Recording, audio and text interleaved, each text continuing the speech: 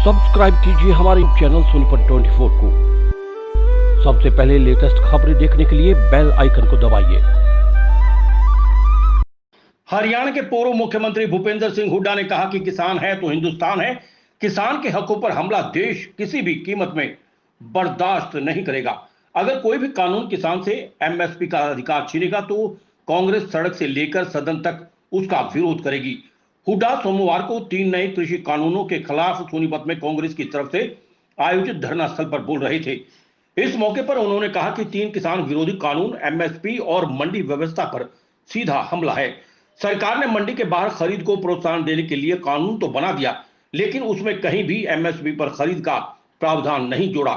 जबकि बीजेपी सरकार को अपने वादे के मुताबिक स्वामीनाथन आयोग के C2 फार्मूले के तहत इसमें एमएसपी की गारंटी का प्रावधान जोड़ना चाहिए था।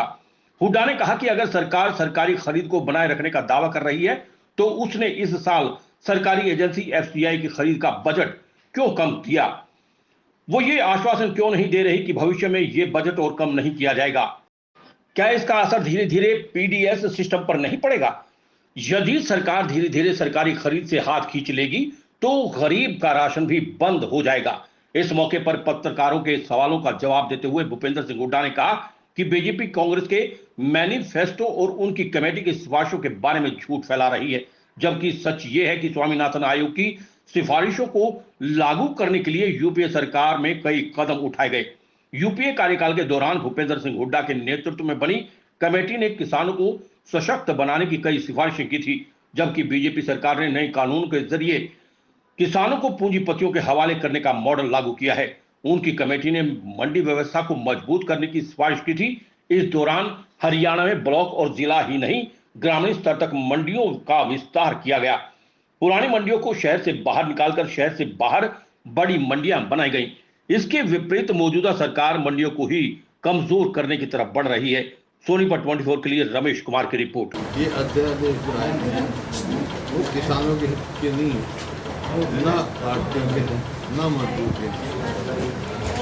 और ये अध्यादेश में अमेंडमेंट नहीं आई जिसको पीटीएस का अनाज मिलता है, जब खरीदी नहीं होगी तो गरीब आदमी को सस्ता अनाज भी नहीं मिल पाएगा, उसके ऊपर भी इसका असर डालेगा। तो इसमें बदलाव लाना चाहिए।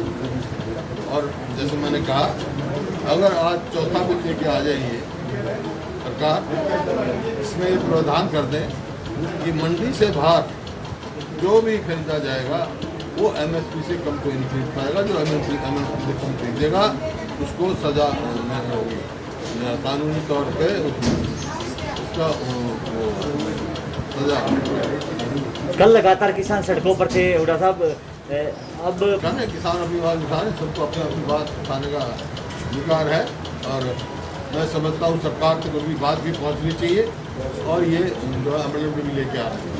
बात है 2011 में स्वामीनाथन का C2 फार्मूले का भाव मिले दिखाए वो किताब, मौका है वो दे रही है। मैंने उसमें लिखा था कि 4% से ज़्यादा जो शॉर्ट टर्म लोन है पूरे देश में 4% से ज़्यादा कहीं ब्याज ना लगे, वो मैंने करवाया। आज पूरे देश में 4% से ज़्यादा ब्याज नहीं है, हरियाणा में तो ब्याज ही नहीं है।